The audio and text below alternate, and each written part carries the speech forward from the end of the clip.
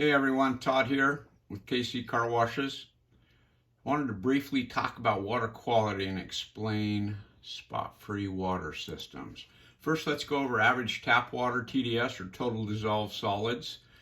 TDS includes inorganic salts like calcium, magnesium, and iron are the most recognized and contribute the most to hard water spots that we deal with. So the national average for TDS from city water, potable water, or tap water ranges between 160 and 500 parts per million, which technically is the legal limit under the Clean Water Act. One of my customers in Arkansas, which is known for heavy limestone deposits, feeds my system with tap water. His runs at 700 parts per million. TDS without issue. So private well water supplies can be significantly higher than 500 parts per million, obviously, and are not an issue with my system. Let's take a look here real quick. This is a water hardness map for the United States. The purple areas are considered soft water. Red is the hardest,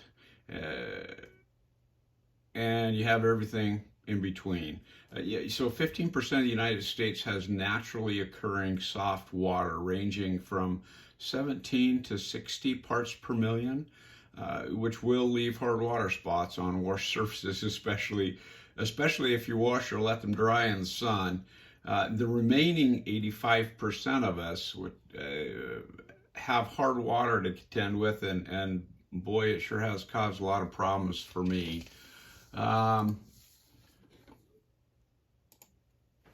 Many of us have an RO unit under the sink that puts out water measuring between, it's typically 5 to 50 parts per million. It's not good enough to be spot-free wash water, but often, well, it does ensure safer drinking water. In a sense. Gosh, a lot of the minerals that are removed are pretty essential to our health, but it does get rid of nasty stuff like pathogens and toxic metals like arsenic and lead. I don't know.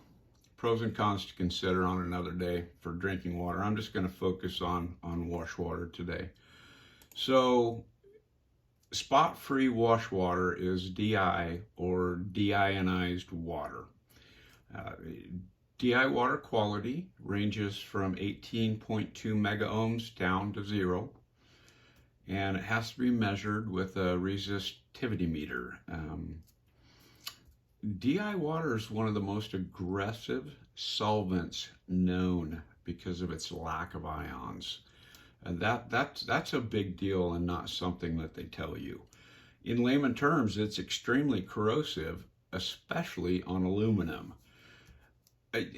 I designed, built, and operated industrial systems most of my life and knew anything over 1 mega ohm was just too pure to wash any of my toys with. So problem was the spot-free rinse systems that are available to this day prior to mine use single pass cation and anion resins that start either around 17 to 18 mega ohm, or they start around 10 mega ohm. It just depends on the resin mix that they use, and they drop from there on a vertical scale straight down until the resin is completely exhausted. That typically occurs after a few very expensive rinses. Most recommend you change them out when their discharge reaches 20 parts per million. You must get above 0 parts per million before the TDS meter will pick anything up, obviously, because DI water isn't conductive enough. DI water quality can only be measured with resistivity meters that are fairly expensive and can be difficult to use. They're really not practical for non-industrial applications. Excuse me. All of my serious competitors include TDS meters with their systems. You might take a look at my video on the competition when time allows. I've broken everything down to show how many gallons you can get through each one of my competitor systems. So my patented technology produces 1,850 to 2,500 gallons of water between 0 and 500,000 ohms. The range is actually a little tighter than that, but I didn't want to give out all those details. This is close enough. The second stage is an RO system that I have. It takes almost a TDS, outputs about 6 parts per million or less of dissolved solids, and I treat silicates or silica minerals, which is a silica ion connected to a mineral we don't want that forms a silicate molecule. Basically, my system's RO stage pulls the mineral from the molecule. The silica pass to the polish treatment stage after the RO is pure, and that purified silica is then ignored by my polish treatment process, discharged, and then it goes through an oxygenation process.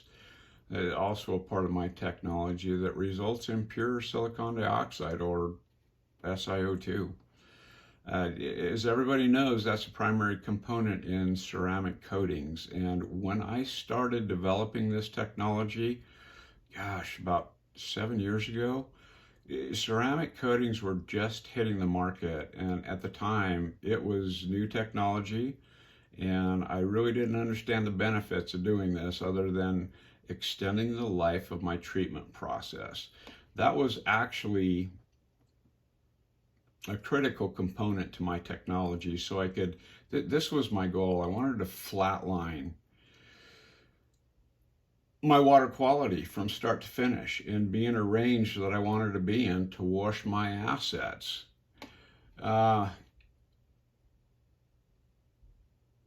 After about 1,850 to 2,500 gallons, essentially what happens is my treatment polish cartridge is saturated and it starts to release, and what you'll see is the part per million discharge exceeds the input, and that's when you know that